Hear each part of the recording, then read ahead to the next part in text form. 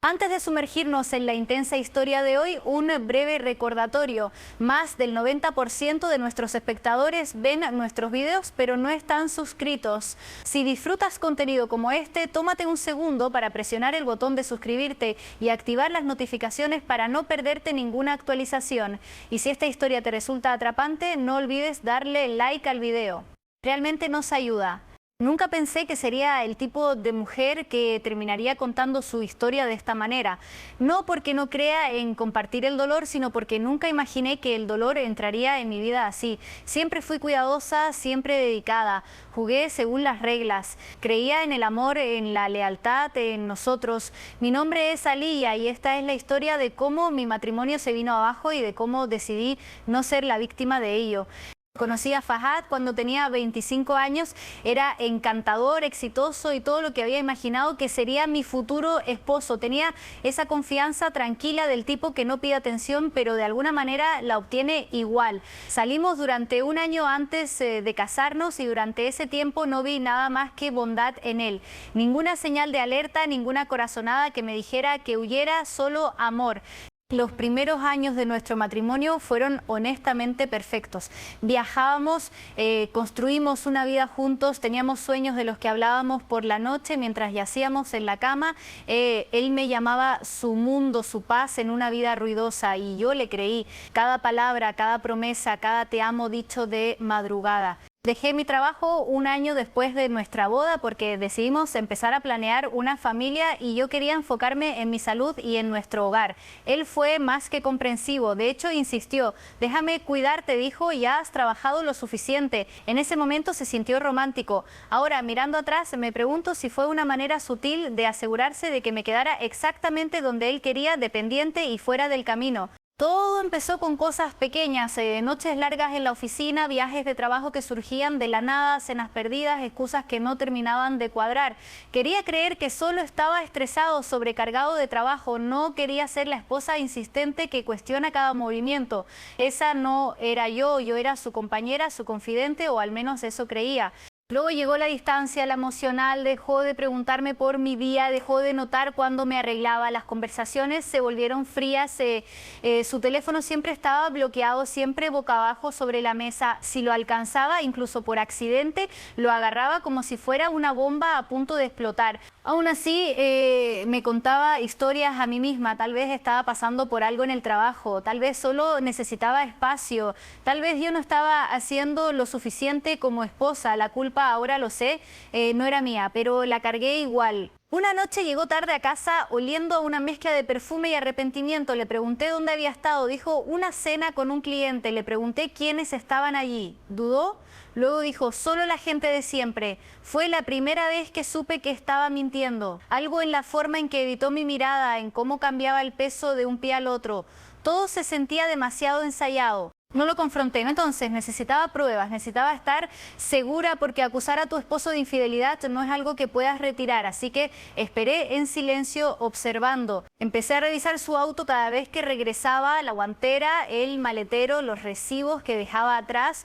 Un día encontré un pequeño boleto de cine arrugado en el asiento trasero, era de un cine al otro lado de la ciudad, un lugar al que nunca me había llevado. La hora coincidía con una de las noches en las que dijo que estaba en una llamada de conferencia. Mi corazón se hundió, pero no era suficiente, necesitaba más. Así que me convertí en algo que nunca pensé que sería, una mujer espiando a su propio esposo. Instalé una aplicación de rastreo en su teléfono mientras dormía, copié sus credenciales de la nube, empecé a revisar sus mensajes, sus correos, sus fotos y entonces lo encontré. Una carpeta llamada Proyecto L. Dentro había fotos, él y ella, habitaciones de hotel, selfies en la playa, un reservado de restaurante donde se tomaban de la mano como adolescentes y un video, un clip corto en el que él se reía susurrándole algo a ella. No pude escuchar lo que dijo, pero la forma en que la miraba, no había visto esa mirada en años. Se llamaba Lara. La reconocí, trabajaba en su oficina.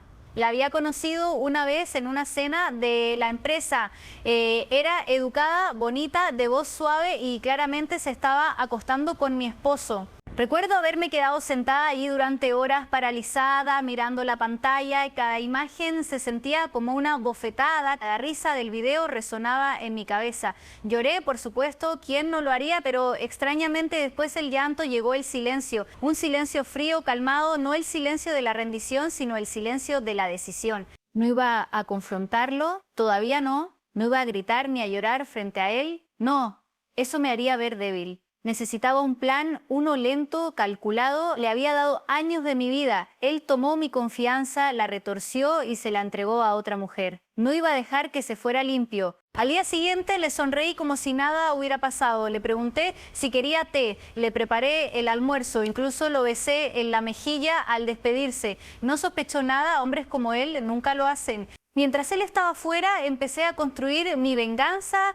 No del tipo desordenado, no con escenas públicas dramáticas, no. Yo quería que sintiera lo que yo sentí, que perdiera algo que ni siquiera se daba cuenta de que tenía hasta que desapareciera. Primero me reuní con un abogado en silencio, quería entender mis derechos, qué podía tomar, qué podía perder él. Resultó que había estado poniendo la mayoría de nuestros bienes a su nombre, pero no era tan inteligente como pensaba. Había vacíos legales y yo iba a usar cada uno de ellos. Luego empecé a documentarlo todo, capturas de pantalla, correos, registros de llamadas, fotos, fechas, horas. Lo guardé todo en una carpeta llamada Ideas de Vacaciones. Nunca la abrió.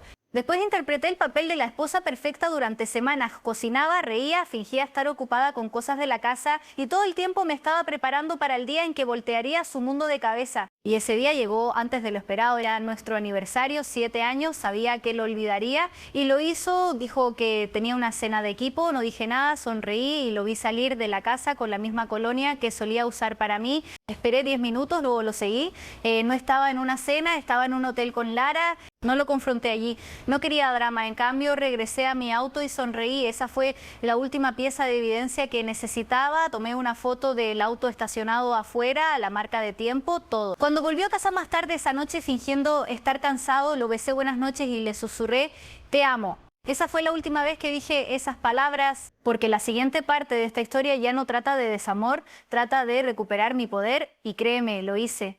La mañana después de nuestro aniversario me desperté antes que él, me senté al borde de la cama y simplemente miré al hombre con el que alguna vez pensé que envejecería. Se veía tan tranquilo, tan inconsciente como un niño durmiendo sin culpa y tal vez no sentía culpa. Tal vez esa era la parte más aterradora, que pudiera traicionarme tan profundamente y aún así dormir como si nada estuviera mal. Pero no lloré, no grité, simplemente me levanté, me preparé té y empecé a ejecutar el plan que había pasado semanas armando. El primer movimiento fue financiero. Había aprendido a través de mis reuniones silenciosas con el abogado que, aunque la mayoría de nuestros ahorros estaban en cuentas a su nombre, la casa había sido comprada a nombre de ambos.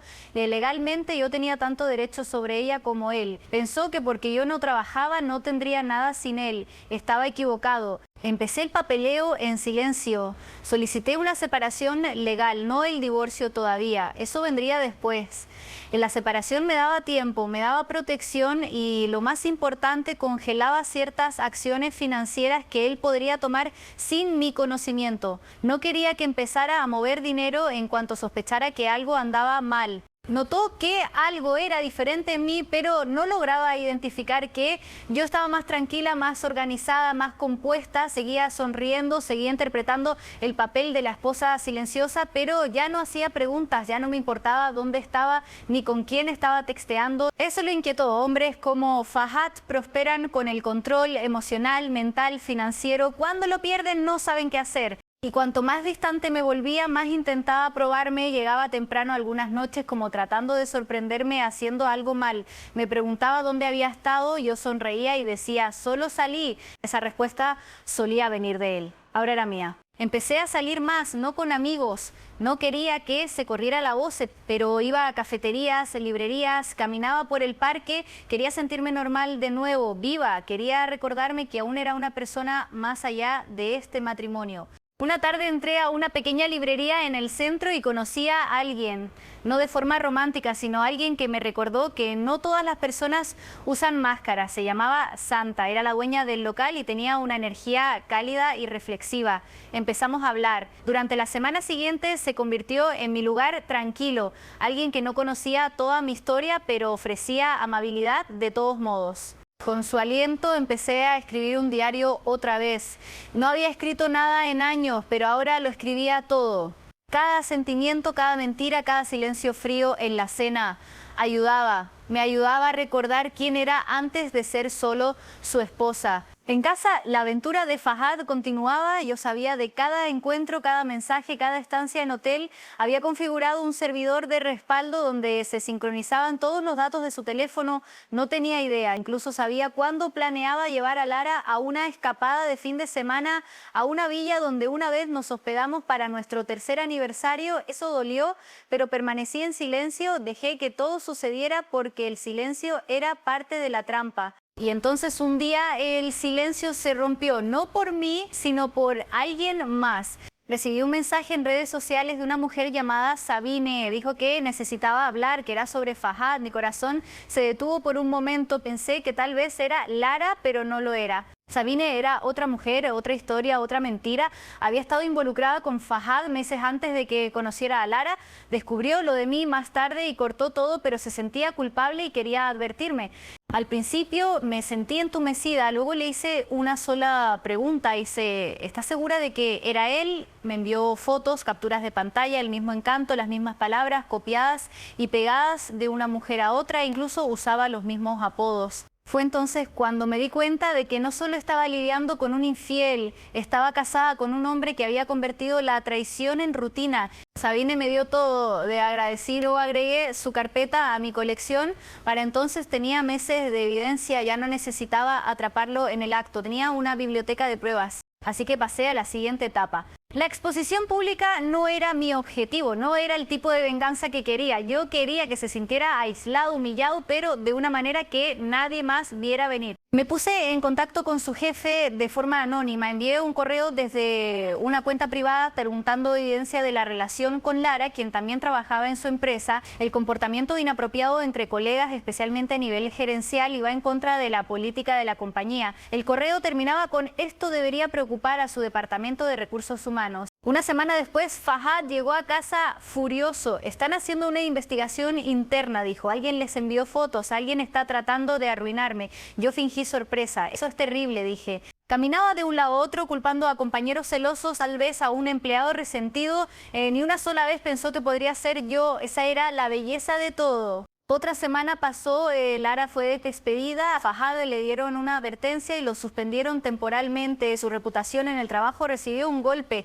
Los ascensos a los que aspiraba se le escaparon de las manos. De repente, el hombre que pensaba que era intocable se dio cuenta de que estaba al borde de un precipicio. Pero yo no había terminado. Una noche vino hacia mí más suave de lo habitual, vulnerable. Sé que he estado distante, dijo: he tenido muchas cosas en la cabeza, pero quiero arreglar las cosas. Lo miré en silencio por un momento, luego pregunté: ¿Lara es parte de ese plan? Sus ojos se abrieron apenas un segundo, luego intentó negarlo. ¿De qué estás hablando? No respondí, simplemente me levanté, fui a mi cajón y saqué una carpeta, se la entregué. Léela, dije. Dentro había copias de todo, las fotos, los recibos, los mensajes, todo. Pasó las páginas como si fueran veneno. Su rostro palideció, su boca se abrió y luego se cerró. No tenía nada que decir. He sabido esto durante meses, le dije. No dije nada porque quería que pensaras que estabas a salvo, quería que sintieras que tenías el control. Ahora sabes que nunca lo tuviste. Intentó disculparse, llorar, rogar, pero yo no estaba allí para su redención, estaba allí por mi libertad. Ya he hablado con mi abogado, dije. Pronto habrá una notificación formal de divorcio. No estoy pidiendo nada más que mi parte, pero tú dejarás esta casa y lo harás en silencio. Al principio se resistió, me amenazó, incluso dijo que se quedaría con todo, que me arrepentiría, pero yo ya había asegurado la protección legal y tenía un arma final, una conversación grabada que tuvo con un cliente donde hacía varios comentarios poco éticos sobre negocios en los que estaba trabajando. No tenía intención de usarla a menos que me obligara. Al final cedió, empacó sus cosas, se mudó en una semana y así de simple la casa quedó en silencio, pero no vacía. Ya no, estaba llena de paz, de fuerza, del sonido de mi propia respiración, constante, tranquila, libre. Yo no era la mujer que él dejó atrás, era la mujer que se levantó de todo y aún no había terminado. La parte final de mi historia aún estaba por llegar porque sanar no se trataba solo de escapar, se trataba de construir algo mejor y de mostrarle a él y a mí misma cómo se ve el verdadero poder. El día que Fahad dejó la casa, me paré junto a la ventana y lo vi cargar sus maletas en el auto. No miró atrás, estaba bien, no esperaba una despedida dramática, ya no estaba de luto, estaba recuperando. El silencio que dejó no estaba vacío, era reconfortante. Por primera vez en años dormí sin el peso de la sospecha oprimiendo mi pecho, sin falsas buenas noches, sin mentiras envueltas en colonia y llamadas nocturnas. Solo yo, honesta y completa. Pero este no era el final, sabía que sanar no era pasivo, necesitaba acción, intención y no iba a simplemente seguir adelante en silencio, iba a construir algo a partir de los escombros que dejó. Empecé con pequeños pasos, saqué mi currículum intacto durante años y lo actualicé, me comuniqué con antiguos colegas, expliqué brevemente que estaba regresando al trabajo. Para mi sorpresa me recibieron con calidez y apoyo. En un mes conseguí un puesto en una pequeña pero respetada agencia de marketing. El sueldo no era extravagante, pero la libertad sí lo era. Cada pago se sentía como un pedazo de mi independencia regresando a casa. En el trabajo prosperé. Mis ideas eran notadas, mi voz era escuchada. No era la esposa de alguien ni el problema de alguien. Era yo capaz, respetada, viva. Fahad, mientras tanto, no lo estaba pasando bien. Supe por contactos en común que estaba luchando. Su nombre había quedado manchado en el trabajo y aunque logró conservar su puesto, fue ignorado para cada ascenso. Lara lo había bloqueado. Al parecer, no tenía idea de su historial con mujeres como Sabine y cuando todo salió a la luz, cortó completamente. Él intentó comunicarse algunas veces mensajes como podemos hablar o cometí errores, pero aún me importa. No respondí ni una sola vez. El silencio fue mi límite final y lo protegí con fiereza. Unos meses después de que el divorcio se finalizara, me mudé de la casa, no porque tuviera que hacerlo, el acuerdo me daba pleno derecho a quedarme, sino porque no quería vivir en un lugar lleno de fantasmas. La vendí y usé parte del dinero para empezar algo nuevo, un pequeño estudio creativo. Mi sueño, enterrado durante mucho tiempo bajo el matrimonio, ahora emergiendo del suelo como si me hubiera estado esperando todo ese tiempo. Lo llamé Alía Studio, simple, audaz, mío. Contraté a 2 diseñadores y a un redactor junior y comenzamos con pequeños clientes, logotipos, campañas en redes sociales, branding para eventos, pero en un año teníamos un portafolio sólido y una reputación de trabajo de calidad. Los clientes llegaban no por quién había sido, sino por lo que estaba construyendo. Un día me invitaron a hablar en una conferencia de liderazgo femenino. Yo, la mujer que alguna vez pensó que su historia terminaba en traición, ahora contaba esa historia no con vergüenza, sino con orgullo, no para quedarme en el pasado, sino para mostrar a otras cómo se ve levantarse. Después de la charla, una joven se me acercó. Parecía recién salida de la universidad, nerviosa, con los ojos llenos de un dolor no dicho. Creo que mi prometido me está engañando, dijo en voz baja. No sé qué hacer. No le di asesoría legal, no le dije que se quedara o que se fuera, solo le dije lo que había aprendido. No estás loca, tu intuición es real, pero antes de hacer un movimiento, protégete emocional y financieramente. No reacciones, planea, porque cuando respondes con calma y claridad, recuperas el control. Ella sintió lentamente como si esas palabras fueran el ancla que necesitaba y fue entonces cuando supe que mi historia había encontrado su propósito, no solo venganza, no solo libertad, sino poder compartido, multiplicado, entregado hacia adelante. La traición de Fahad no me definió, me reveló, derribó la ilusión para que pudiera construir la verdad. Nunca fui débil, estaba esperando, observando. Y cuando llegó el momento, no solo me fui, me elevé. Pasaron los meses, luego un año y un día lo vi de nuevo. Fue en la boda de un amigo, uno de esos cruces sociales raros que no esperas, pero para los que te preparas. Se veía más delgado, cansado, como si la vida lo hubiera presionado con fuerza y nunca hubiera aprendido a devolver el golpe. Nuestras miradas se cruzaron por un segundo, solo un segundo, y en ese momento vi reconocimiento no solo de mí, sino de lo que perdió. No se acercó, yo tampoco, pero cuando me di la vuelta sonreí. Porque esta vez no estaba fingiendo, estaba genuina, profunda, completamente en paz y eso más que cualquier otra cosa fue la venganza que nunca vio venir. No rabia, no escándalo, no destrucción, solo silencio, éxito y la alegría inquebrantable de una mujer que se eligió a sí misma. Así es como termina mi historia. No con un corazón roto, sino con un comienzo que siempre fue mío para escribir.